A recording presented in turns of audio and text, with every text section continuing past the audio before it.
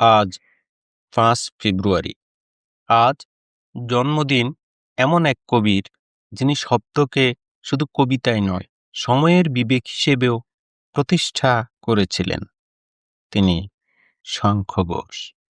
১৯৩২ সালের এই দিনে চাঁদপুরে জন্ম নেওয়া চিত্তপ্রিয় ঘোষ, যিনি আমাদের কাছে চিরকাল পরিচিত শঙ্খ ঘোষ নামে, বাংলা কবিতাকে দিয়েছেন এক অনন্য ভাষা, এক অনমনীয় নৈতিকতা।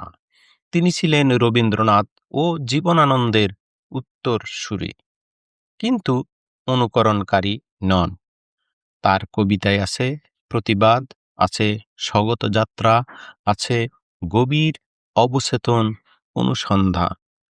দিনগুলি রাতগুলি থেকে শুরু করে বাবরের প্রার্থনা, মুখ ডেকে যায় বিজ্ঞাপনে, কিংবা লাইনেই ছিলাম বাবা, প্রতিটি বই যেন সময়ের শরীরে কবিতার ক্ষতচিহ্ন। শঙ্খ ঘোষ আজীবন শিক্ষক ছিলেন। শিক্ষাদান ছিল তার কাছে পেশা নয়, একটি নৈতিক দায়িত্ব। যাদবপুর বিশ্ববিদ্যালয় থেকে বিশ্বভারতী, প্রতিটি প্রতিষ্ঠানই তার কাছ থেকে পেয়েছে এক অনমনীয় বুদ্ধিবৃত্তিক সততা। তিনি ছিলেন এক বিরল রবীন্দ্র বিশেষজ্ঞ। রবীন্দ্রনাথকে তিনি দেখেছেন ভক্তির নয়, বোধের আলোয়। ওকাম্পোর রবীন্দ্রনাথ কিংবা শব্দ আর সত্য আমাদের শিখিয়েছে কবিতা মানে অলংকার নয়, কবিতা মানে দায়। সময়ের অন্যায়ের সামনে তিনি নীরব থাকেননি। নাগরিকত্ব সংশোধনী আইনের বিরুদ্ধেও তার কলম ছিল স্পষ্ট, দৃঢ়।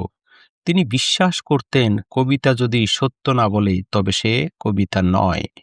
২০২১ সালের এপ্রিল মাসে তিনি আমাদের ছেড়ে চলে গেলেন, কিন্তু রেখে গেলেন শব্দের এক অগ্নিসংকেত।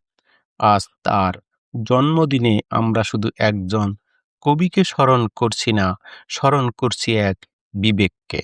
শঙ্খ ঘোষ, আপনি আছেন কবিতায়, প্রশ্নে, প্রতিবাদে। শুভ জন্মদিন।